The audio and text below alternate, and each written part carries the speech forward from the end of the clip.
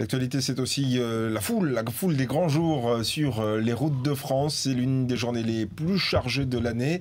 Et c'est d'ailleurs rouge sur l'ensemble du réseau, dans le sens évidemment des départs. Il faut dire que c'est le tout premier week-end des vacances scolaires. Et vous le voyez sur ces images, il y a déjà pas mal de monde, évidemment, sur les routes. Ça va bouchonner. C'est le cas notamment sur l'autoroute A6, sur l'autoroute A7, l'A1 par endroit. Bref, il y a beaucoup de monde aujourd'hui. Il faut être extrêmement prudent.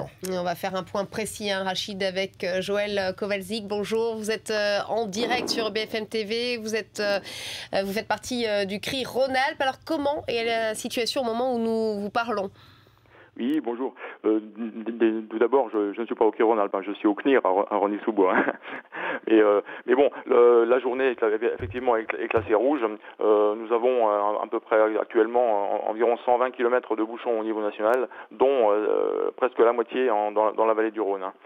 Effectivement, bon, ça roule beaucoup sur l'autoroute A7 dans le sens nord-sud, dans le sens des départs. Je vous citerai des bouchons, 12 km de bouchons entre Ampuis et Chasse-sur-Rhône, 18 km de bouchons depuis Chanas, 7 km de bouchons depuis Ternay. Vous voyez donc 6 km à Valence. Donc vous voyez que la vallée du Rhône tient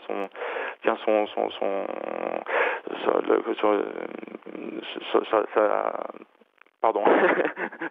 Sa réputation que l'on connaît bien, puisque ça coince régulièrement là-bas. Mais est-ce que ça va aller de mal en pis, si on peut dire, tout au long de la journée? Est-ce que oui ou non, au CNIR, on s'attend à ce que le nombre de kilomètres de bouchons augmente au fil de la journée?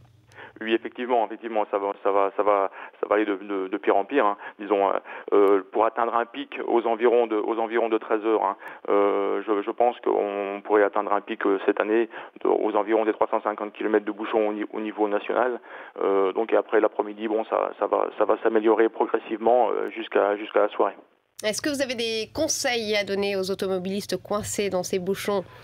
Évidemment, bon, les conseils, évidemment, c'est de patienter. Bon, une fois qu'on a les bouchons, voilà, il faut prendre son mal en patience. Mais je dirais aussi aux automobilistes qu'il faut qu'ils tiennent compte absolument des messages qu'il y a sur les panneaux à messages variables sur les autoroutes, notamment lorsqu'ils leur indiquent de sortir de l'autoroute pour prendre un itinéraire bis. Donc, s'ils suivent ces conseils, bon, ça leur évite des heures de bouchons.